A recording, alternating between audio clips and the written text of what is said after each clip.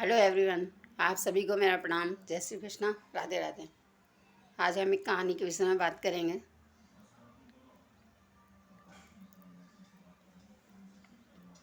कहानी का नाम है छुट्टी। तो छुट्टी इस प्रकार की है, दो भाई हैं, माँ है और पिताजी शांत हो चुके हैं, गांव में रहते हैं। और इधर उनका भाई है विशंबर। पिता शांत हो गए लेकिन बहुत समय तक उनसे मिल नहीं पाए। पश्चिम एरिया में चले गए थे कहीं काम से। आने के बाद में वो घर आने लगे। बोले चलो मैं बहन से मिलकर आता हूँ, बहुत दिन हो गए। और बुजुर्ग व्यक्ति थे और ये बच्चे जो हैं नदी के किनारे, वहाँ मैदान था, उधर खेल रहे थे। लकड़ी का बहुत बड़ा कुंदा पड़ा हुआ था, उसके साथ उनको खेल लगा था। और इसी बीच जब वो वहाँ खेलने पहुँचे तो फटिक और माखन और भी बच्चे थे साथ में। अभी फटिक ने कहा कि चलिए कुंदन का खेल खेलते हैं, उस लकड़ी को धक्का देना है और हैया हैया करके बोलना है। तो फिर एकदम दिमाग में आया कि नहीं, अरे इससे चोट भी लग सकती है।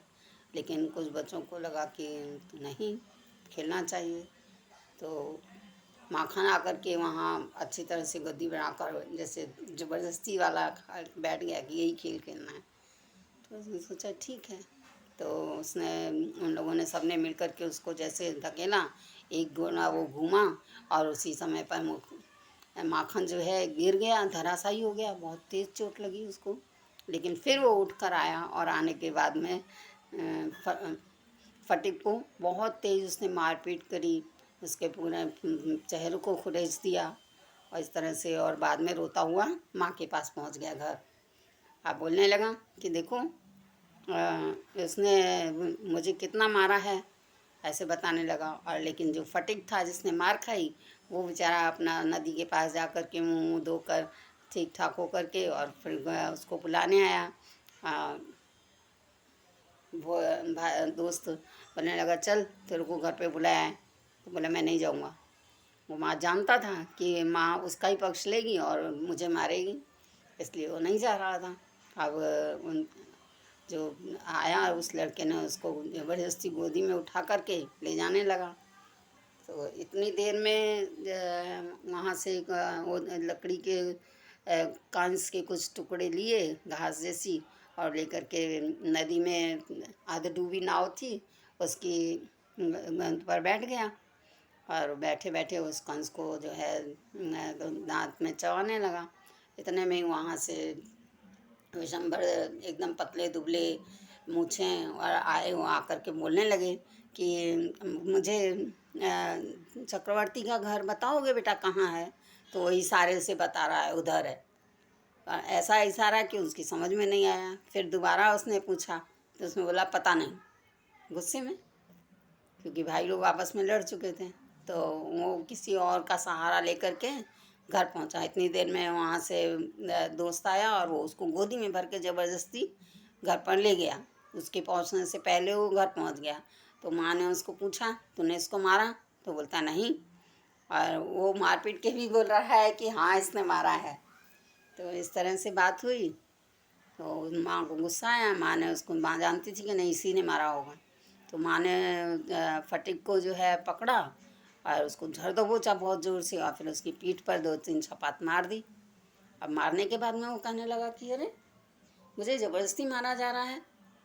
और तो उसने माँ को धक्का दे दिया।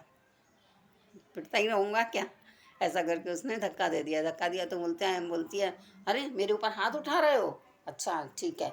और इतने में जैसे बात कर रहे थे तो उधर से बाहर से भाई आ गया और कहने लगा अरे कैसा शोरगुल मचा रखा है, क्यों घर को आतंक कर रखा है, इतना उछाल कर रहे हो? तो माँ निकल के आई, आकर के बोला अरे भैया प्रणाम, और बैठाया उनको, इज्जत दी और बात करने लगे।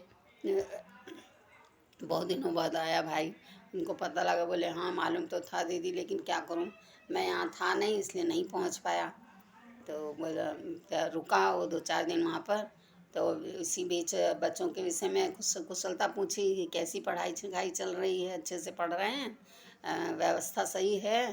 तो छोटा वाला जो था फटीक, वो ज़्यादा शरारती था, पढ़ने में ध्यान भी नहीं लगाता था।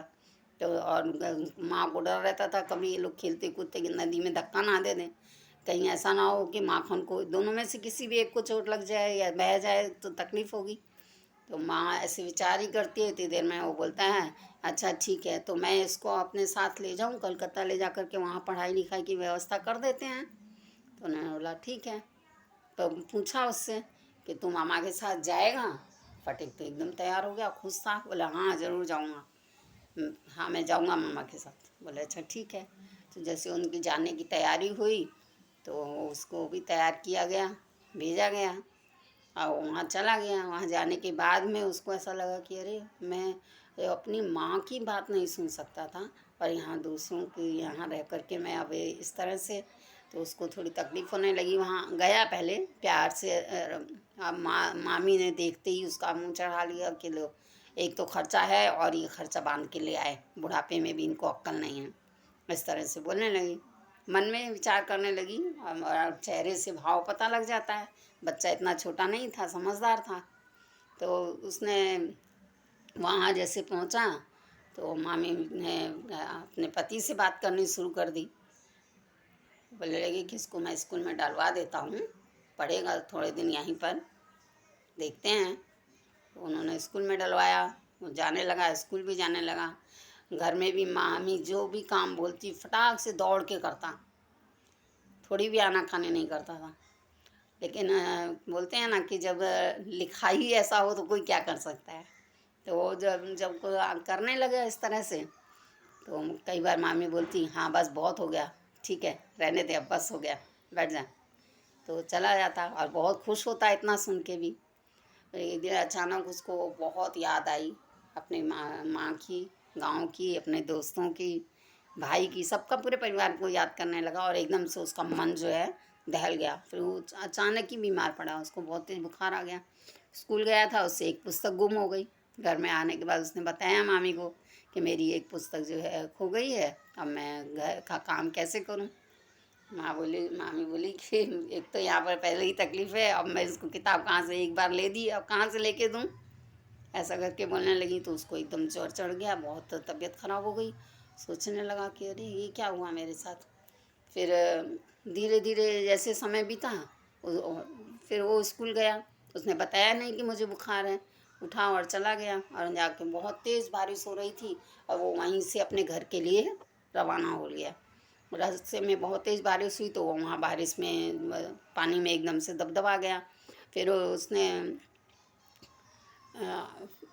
पुलिस को कंप्लेंट की, दिसंबर ने पता लगाया, वो लोगों ने खुद ढूंढा, जब नहीं मिला तो वहाँ कंप्लेंट करी और पता लगाया तो वो बच्चा मिला और ला करके उन्होंने उसको घर पर छोड़ा।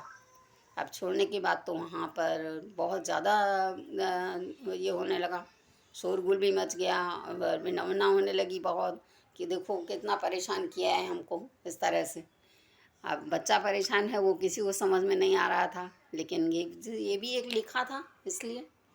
तो वहाँ जैसे रुका, अंदर गया, जाके उसको बेड पे लिटाया गया। वो पूरा बुखार में तप रहा है, अग्नि के जैसा शरीर जो है, उसको कपड़े निकाले गए, बदलाए गए, लिटाया गया। डॉक्टरों को बुलाया तो डॉक्टर ने बोला कि मैं दवाई दे देता हूँ, ठीक है देखो अगर आराम मिल जाए तो। फिर उनकी बहन को फ़ोन किया, बहन को बताया कि भाई इस तरह से बात है, तो आदमी भेजा लेने के लिए। वहाँ से वो आ रही, जब तक वो रास्ते में घर पर पहुँचेंगी इतने में तो उसकी हालत और बिगड़ती जा रही थी। अब सांस भी नहीं ले पा रहा था और कुछ भी बका रहा था, अपने दोस्तों को याद करके, सबको, सब जो खेलते थे वो लोग, वो खेल के नाम बोल रहा था। तो इस तरह से जब करता ना तो आकर के वो बोली कि देखो अब क्या क्या होगा ऐसी हालत में। तो बहन आ गई, जब बहन आकर के पहुंची उसने अपनी तरफ खींचा बच्चे को और बहुत ज़ोर से चिल्लाने लगी, रोने लगी। हाँ इतने में तो उसने कहा कि बस माँ अब घंटी बज गई है, अब मेरी छुट्टी हो गई। तो इस तरह से वो बोलकर चला गया। अब देखिए 2 बच्चे थे, दोनों में से किसी एक को ही रहना था उसके पास, इसलिए वो वहाँ नहीं बचाया तो यहाँ आकर के चला गया। पहले माँ को ये संशय रहता था कि यहाँ कुछ तकलीफ़ हो जाएगी, कुछ कर देंगे तो कैसे होगा। तो इस तरह से कहानी का अंत होता है। अब मैं आपसे विदा लेती हूँ। आप लोगों को सभी को रक्षाबंधन की शुभकामनाएं, जो भी सुन रहे हैं मुझे, और ममता वर्मा को भी बोलूँगी कि आपको भी रक्षाबंधन की शुभकामनाएं।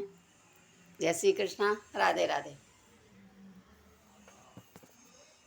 बहुत सारा प्यार, हंसते रहिए, मुस्कुराते रहिए, खिलखिलाते रहिए और सुनते रहिए।